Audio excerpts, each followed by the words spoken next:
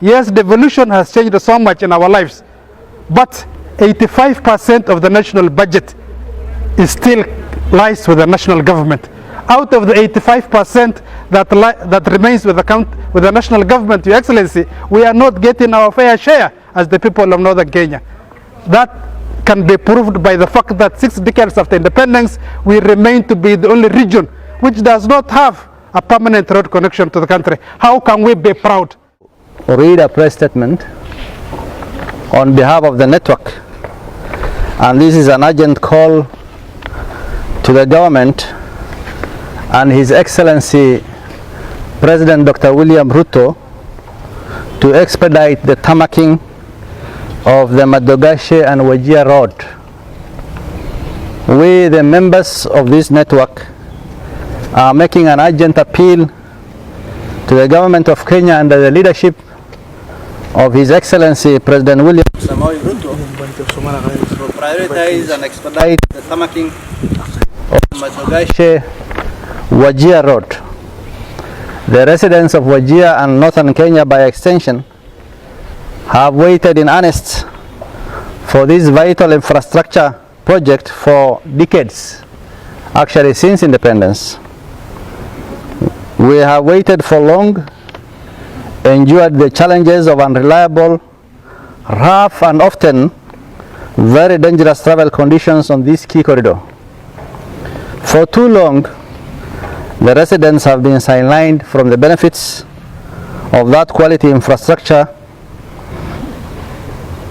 and therefore the Modogashe-Wajir road is not just a passaway, but is a lifeline that connects our communities to essential services, economic opportunities, and the promise of a more prosperous nation.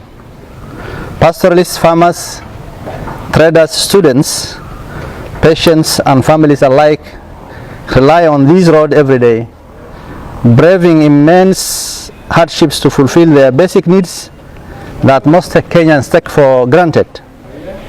The road's current state has severely hindered economic growth, limited access to healthcare, and affected the overall outcomes of the future of our children.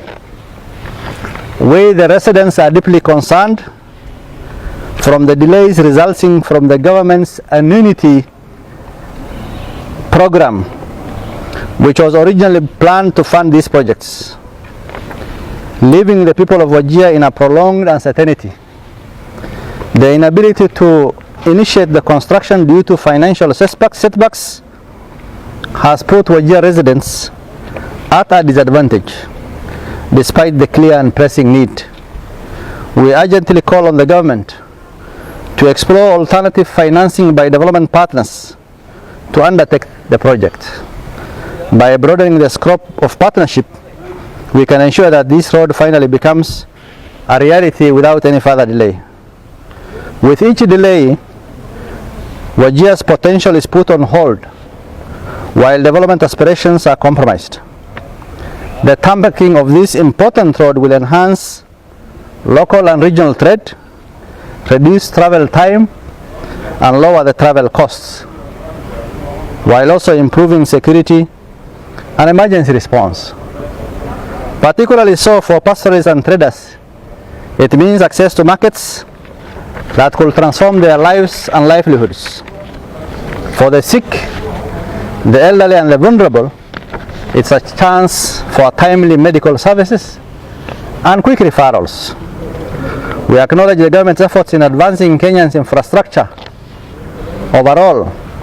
However, the same is not the same for the residents of Wajir. As such, we strongly urge that the Modogashe-Wajir road be made a priority. The people of Wajir are ready to see real transformative actions that are equal rights to the development and the connectivity with the rest of the nation. But evidently, the annuity program on this part of the road, which is part of the Horn of Africa gateway, is unfortunately delaying this vital project. We are here therefore today to appeal to His Excellency the President to prioritize this project and to direct the relevant authorities to take the necessary steps to expedite the implementation. Your Excellency, our community stands at crossroads. The Modogashe-Wajir road represents more than just a physical connection. It embodies hope, opportunity, and the promise of a brighter future for our youth, families, and the entire population. Whilst we are committed to a vision for Kenya as one that prioritizes development and well-being of citizens, but in order for this vision to materialize, decisive action must be taken now and not tomorrow. The residents are counting on you, Your Excellency, to transform their lives through the successful completion of this road project.